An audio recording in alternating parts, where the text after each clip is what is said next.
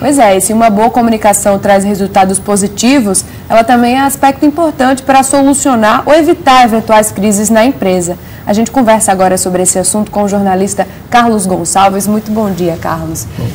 A comunicação de uma empresa, ela pode salvar essa empresa, né? Tanto em momentos de crise, como também no próprio dia a dia. É muito importante manter essa comunicação aí forte, para que esse pessoal saiba se comunicar, como a gente mostrou, tanto com os funcionários, quanto também com os clientes ou com o seu público-alvo, né? Quando a gente fala de uma pessoa, no caso. Exato. Eu vendo ali a matéria, né, vendo a Isa, que é assessora de comunicação, me lembrei do jornalista Mário Rosa, que em seu livro A Era do Escândalo, ele fala o seguinte: se você ainda não passou, você vai passar sim por uma crise. E não é que ele esteja jogando uma praga para as empresas de uma maneira geral. Ele está fazendo, na verdade, com que a gente faça uma prevenção.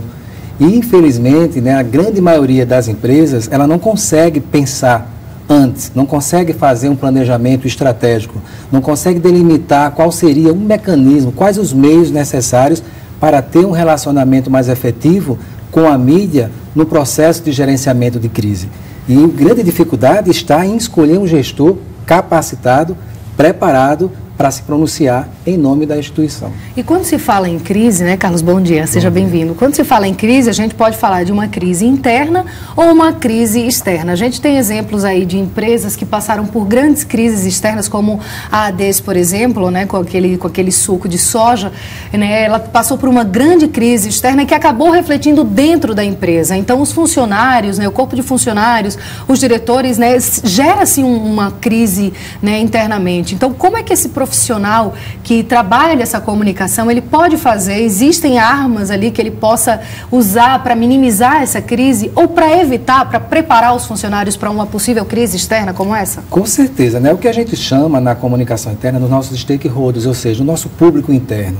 Infelizmente também, algumas empresas, quando o escândalo ou quando a crise acontece, a grande maioria do empregado, ele consegue perceber já na mídia, já fora. Então, ouvir primeiro do empregado, ou seja, comunicar a esse empregado para que ele seja esclarecido, porque é ele que vai fazer o processo de comunicação, ou seja, é ele que vai fazer a defesa. E muitos gestores só pensam que é o próprio gestor que tem que fazer isso. Então, comunicando o teu público interno no momento de crise, ele vai estar preparado para fazer a defesa, fazer a divulgação e vai ser um aliado junto com a assessoria de comunicação, que vai ser a grande alavancadora, ou seja, que vai conduzir esse processo de comunicação e que não é fácil. A resposta para essas crises, ela tem que ser tão rápida quanto as redes sociais, por exemplo. A gente sabe que com a internet, com as redes, tudo, a propagação de tudo é muito mais rápida. Então, as empresas elas têm que estar ligadas nisso, elas têm que pensar isso antes dessa crise acontecer. O ideal é que já tenha um planejamento para caso alguma coisa aconteça. E quais são os pontos principais desse planejamento? Um media training, alguma coisa do tipo? Juliana, é interessante isso aí, porque na verdade o que acontece é que existe uma regra que alguns autores, né, como a Regina Sá e o próprio Mário Rosa, eles colocam que é a regra das 24 horas. Você não pode ultrapassar isso. Numa crise, você tem que falar. Se você não fala, alguém vai falar no teu lugar. E nós temos aqui um divisor de águas. Podemos dizer que 20 anos atrás, nós só tínhamos a grande imprensa querendo fazer essa cobrança, ou seja, o gestor tinha que prestar atenção e atender essa imprensa. E às vezes ele demorava um dia, 2 dias e não queria atender.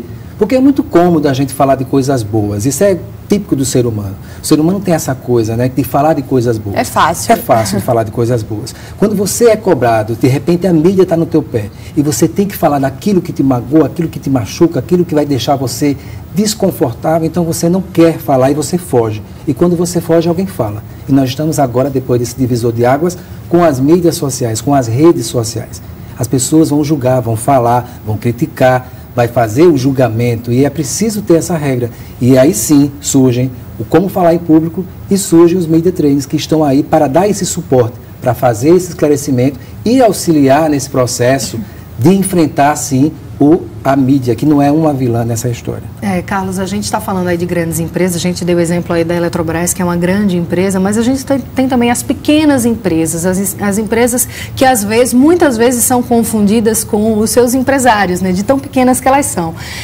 Como é que essa comunicação é trabalhada dentro de empresas menores e onde o dono ali da empresa, o microempresário, ele praticamente faz tudo ali? Como é que, e uma pessoa que está começando, essa pequena empresa precisa se preparar e como se comunicar? E olha que ela está realmente se preparando, né? Tem uma pesquisa da ABEJ, que é a Associação Brasileira de Jornalistas e Empresas, que ela tem uma pesquisa, acho que tem 1 ano e meio, e fala desse relato que já temos 300 empresas que já estão aplicando cursos de media trainings e como falar em público com essa preocupação.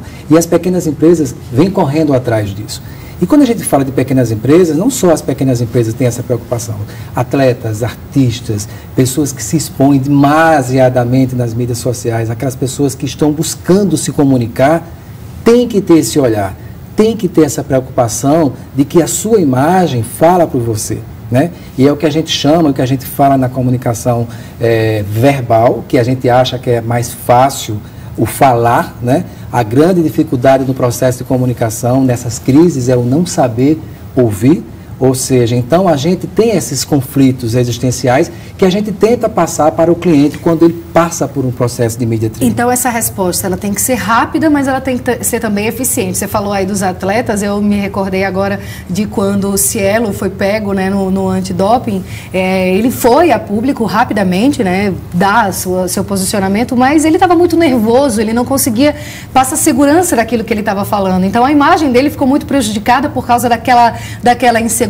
É aí onde entra esse treinamento, esse media training, esse como falar em público, para que a sua resposta ela seja eficaz? Exato, não adianta só querer fazer a resposta imediata. Isso que você está falando realmente é interessantíssimo, porque você tem que estar preparado. E o nosso corpo fala. Então aqui, quando a gente vem para um estúdio como esse, vem fazer um ao vivo, tem gente que praticamente morre antes, se angustia. Quais serão as perguntas que elas vão fazer? Como será que eu vou me comportar? Porque a minha imagem, que agora está sendo assistida por milhares de pessoas, eu não sou mais o dono dela, e sim aquele que está recebendo a minha imagem. Então, assim, a gente tem que olhar todos os detalhes. Um fato que deixa bastante nervoso para quem vem dar uma entrevista, um exemplo aqui no estúdio, é essa cadeirinha que balança. Então, o meu emocional vai ficar meio que querendo balançar, ou seja, o meu corpo vai respondendo, o meu gestual, a minha voz embargada, o olhar para baixo, ou qualquer sinal que eu faça, que eu transmita, é uma forma de comunicação. Então, são esses pequenos ajustes que a gente trabalha, que a gente orienta, que a gente faz com que a pessoa fique mais confiante. A gente utiliza muito a psicologia positiva, que tem muito esse foco de pegar o que você tem de melhor. Carlos, muito obrigada pela sua participação. Acho que foram dicas aí muito importantes. Pessoal que está começando uma empresa e até mesmo quem já tem uma empresa estabelecida aí no mercado. É bom ficar ligado aí nesses pontos. Muito obrigada pela sua participação e até a próxima. Eu é que agradeço. Obrigada, Carlos. Tenha um ótimo dia. Até a próxima.